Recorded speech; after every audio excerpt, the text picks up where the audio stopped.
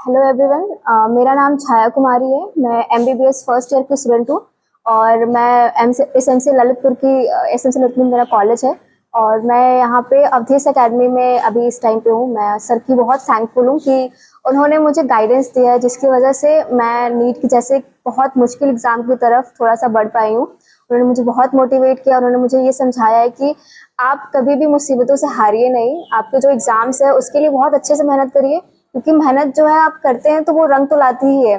बस आपको अच्छे से मेहनत करनी है, आपके माँ बाप का नाम रोशन करना होता है।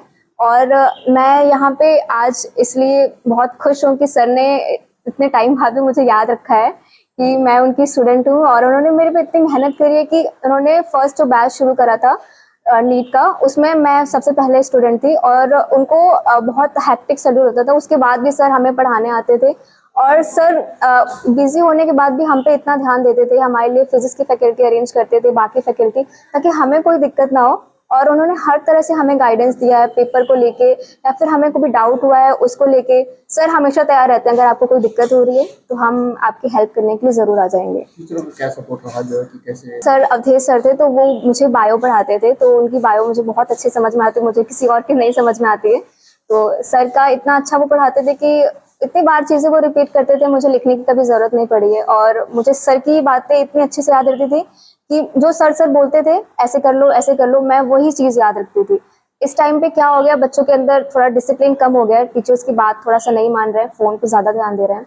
तो मैं उनसे ये कहना चाहूँगी, अगर आप अभी भी ना अपने बस टीचर्स की बात मान रहे हैं कि वो क्या कह रहे हैं, तो बहुत एनफ है, आप बहुत अच्छे से मेहनत कर पाएंगे, क्योंकि टीचर को पता होता है कि उसका कहाँ से छूटा है, कहाँ पे उसने लैग किया है, तो वो आपको आपकी गलती करने से बताएगा। आप अच्छे से मेहनत कर सकोगे ना, वो आपको बहुत अच्छे से गाइडेंस करेंगे। तो बस आप उनकी बातों पे ध्यान दीजिए, पढ़िए। हमारे जो फिजिक्स के फैकल्टी थे वो बहुत अच्छे थे, सर लेकर आए थे उस टाइम पे, उन्होंने बहुत हम पे ध्यान दिया था। हमें अगर कोई फॉर्मूलेज में दिक्कत होती थी या फिर कुछ भी कॉन्सेप्ट नहीं समझ में आ रहा था, सर कहते थे कि क्वेश्चन ऐसे ही सॉल्व नहीं करो, जब तक आपका कॉन्सेप्ट क्लियर नहीं होगा तब तक आप चीजें कैसे सॉल्व करोगे, एग्जाम में तो आप भूल जाओगे।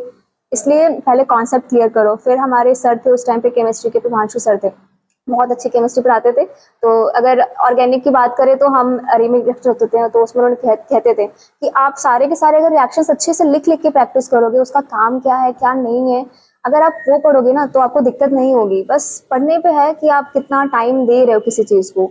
और बायो तो बस वेटेज ज़्यादा होता है, तो आपको अच्छे से पढ़ने की ज़रूरत है। फिजिक्स में आप बहुत अच्छे से ध्यान दीजिएगा, क्योंकि फिजिक्स जो होता है वो रैंक आपका डिसाइड कर देता है। तो पूरे साल अगर आप फिजिक्स केमिस्ट्री बहुत अच्छे से पढ़ रहे हैं और 2-3 महीने लास्ट के जो एग्जाम में बचे हैं, आप क्वेश्चन प्रैक्टिस करिए, बायो बहुत अच्छे से पढ़िए, तो बहुत सफिशिएंट है आपके अच्छे स्कोर के लिए। सफलता। Hello, my name is Avdhesh Pandey.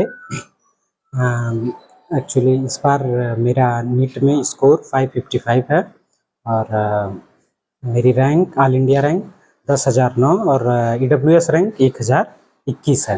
मैं यूपी बोर्ड का छात्र हूँ। मैंने 11th and 12th Awadhesh academy से पढ़ा है और यहाँ पे जो बायो के फैकल्टी थे, यहाँ के हेड भी हैं, उनका नाम है अवधेश यादव सर।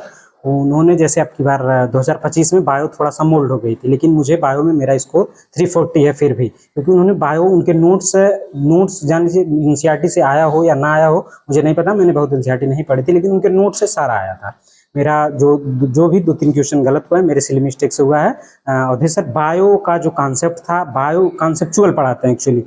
वैसे बच्चे रट्टा मारते हैं, लेकिन वो जो पढ़ाते हैं एक बार जैसे उनको एक बार वो पढ़ा दिए और आप एक बार आके घर पे पढ़ लिए तो आपको लंबे समय तक याद रहेगा। उनके पढ़ाने का जो तरीका है वो रियली यूनिक है और यहाँ की फिजिक्स फैकल्टी भी बहुत अच्छी है। मैंने उनसे पढ़ा, वो कॉन्सेप्चुअल से एक होता है ना कि जैसे बहुत लोग होते हैं फार्मूला पढ़ाते हैं, एक सवाल करा देते हैं, लेकिन यहाँ नहीं, ऐसी बात नहीं है। मैं उनसे अगर रात में या 8-9 बजे तक मैं अगर उनके यहाँ कॉल करता था, मुझे कोई दिक्कत होती थी, मैं पढ़ता था, फोन करता था, वो तुरंत मुझे रिप्लाई देते थे, या कुछ करते थे तो आधे घंटे बाद जरूर रिप्लाई देते थे।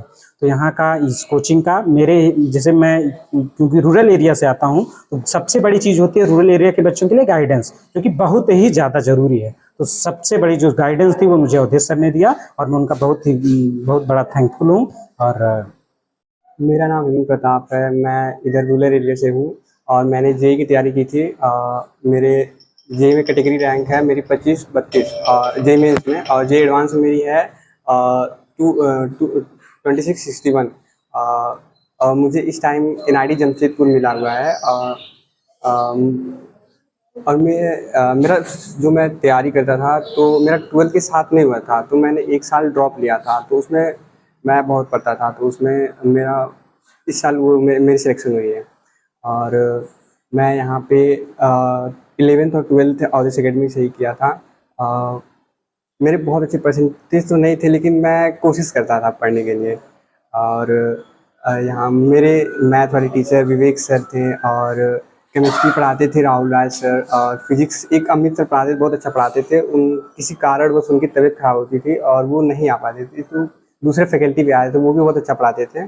और क्या कहना चाहेंगे इस कोचिंग के माध्यम से? कोचिंग बहुत ही अच्छी है, मतलब सर बहुत सबका ध्यान रखते हैं, एकदम फ्रेंडली रहते हैं बच्चों के साथ। कभी भी आपको ऐसा नहीं लगेगा कि वो आपसे रूड बिहेवियर कर रहे हैं। और स्पेशली अवधेश सर का नेचर बहुत ही अच्छा है, वो बच्चों से हमेशा कनेक्ट रहते हैं। अपना परिचय बताएं। जी, मेरा नाम अवधेश यादव है। मैं अवधेश एकेडमी का मैनेजिंग डायरेक्टर हूँ। अभी हाल ही में नीट का और जेई का रिजल्ट आया हुआ है, जिसमें से अवधेश एकेडमी से 2 बच्चे जेई और 2 बच्चे नीट में सेलेक्ट हुए हैं। इसमें से जेई में सेलेक्ट होने वाले बच्चे हैं हर्षित और हेमंत प्रताप। इनकी अच्छी रैंक है। हर्षित बच्चे को IIT दिल्ली मिला हुआ है, और हेमंत ने अपना कॉलेज लॉक करवाया हुआ है IIT जमशेदपुर। हालांकि वो अगेन काउंसलिंग में जा रहे हैं, उनको अपनी रैंक पे कॉन्फिडेंट है कि उनको उससे भी और बेटर कॉलेज मिल सकता है। इसमें MBBS के लिए छाया कुमारी रही, जिनको मेडिकल कॉलेज ललितपुर मिला हुआ है, जो कि 24 की सेलेक्ट स्टूडेंट रही हमारी। और 25 में हमारे अवधेश पांडे करके बच्चे हैं, जिनकी बहुत अच्छी रैंक आई है, जिनकी 1021 रैंक आई हुई है। EWS रैंक उनकी 1021 है। उम्मीद करते हैं कि उनको KGMC या BHU मिल जाएगा, दोनों कॉलेज मिल जाएंगे, और दोनों यूपी के टॉप इंस्टीट्यूशन है MBBS के लिए। कैसे गाइडलाइंस करते हैं? देखिए, गाइडलाइंस का करने का मतलब क्या है, टीचर जो होता है वो बारिश जैसे होता है, हर जगह बराबर बरसता है, लेकिन उसमें कुछ बच्चे होते हैं जो उसको सेव करके ज्यादा रख लेते हैं, ज्यादा लंबे टाइम तक रख लेते हैं, उस 100% बातों को फॉलो कर देते हैं। हम एज ए टीचर हम तो यही चाहते हैं कि हमारे सारे बच्चे सेलेक्ट हों, 4 बच्चे नहीं 40 बच्चे सेलेक्ट हो, जितने बच्चे हों सबके सब, क्योंकि बच्चों का सिलेक्शन ही हमारी मार्केटिंग है और हमारा खुद का भी अपना भविष्य है। मैं अवधेश एकेडमी रन करने से पहले लखनऊ में टीच करता था SKD इंस्टीट्यूशन में, और SKD से पहले मैं कानपुर के कई नामी संस्थानों में वर्क किया हूँ, जहाँ पे मैं नाम नहीं बताना चाहूँगा अभी, क्योंकि ऑलरेडी समझ सकते हैं आप लोग। ढेर सारा एक्सपीरियंस रहा। एलन से मैंने स्टडी किया, वहाँ से मैंने टीचर ट्रेनिंग प्रोग्राम लिया बच्चों के लिए, और लंबे समय से करीब 8 सालों का मेरा एक्सपीरियंस रहा नीट पढ़ाने का। और फिर ड्यूरिंग कोरोना टाइम मैंने आजमगढ़ में आकर के अपना इंस्टीट्यूशन डाला, जो इंस्टीट्यूशन मेरा TM आवास के बगल में है, नियर पुरानी RTO office. Avdhesh academy and school के नाम से मैं अपनी संस्था चलाता हूँ, और जहाँ पे हम IT JEE टारगेट बैच चलाते हैं। शहर में हम पहली बार nurture batch, pre foundation batch, foundation batch या एकेडमिक कॉन्सेप्ट लेकर के आए। नर्चर बैच जो हमारी चल रही है उसमें हम 6 से 8 तक का एडमिशन रखते हैं। प्री फाउंडेशन बैच जिसमें हमारा है 9th एंड 10th है, फाउंडेशन हमारा 11th 12th है, और जो हमारा टारगेट बैच जिसको अचीवर बैच कहा जाता है, जो 10th और जो जिसमें 12th पास आउट बच्चे अपना नामांकन दाखिला करवाते हैं।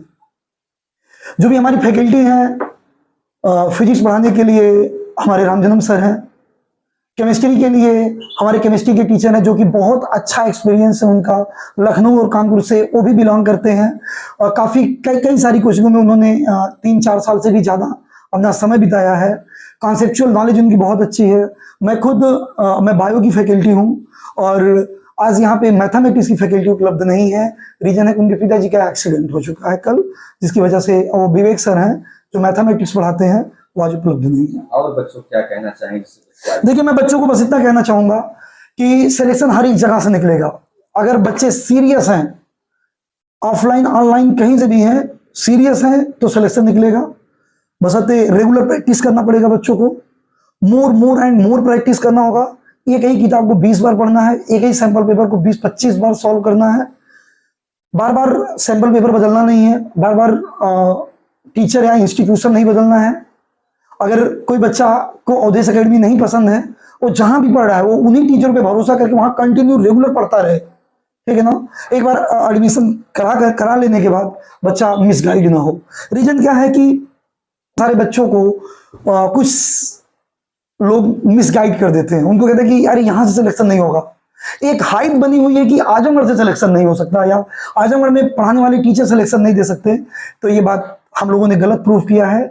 नीट और जेई दोनों में अवधेश एकेडमी के बच्चे सेलेक्ट हुए हैं, तो हम ये क्लियरली कह सकते हैं कि आजमगढ़ से भी सिलेक्शन होगा और हो रहा है। आने वाले दिनों में आजमगढ़ में जितने भी शिक्षक हैं, हम सारे शिक्षक मिल करके अपने अपने इंस्टीट्यूशन में अच्छा मैटर देंगे, इतना अच्छा देंगे कि हमारे आजमगढ़ के रहने वाले बच्चों को कानपुर, कोटा, दिल्ली जैसे संस्थानों में जाने की जरूरत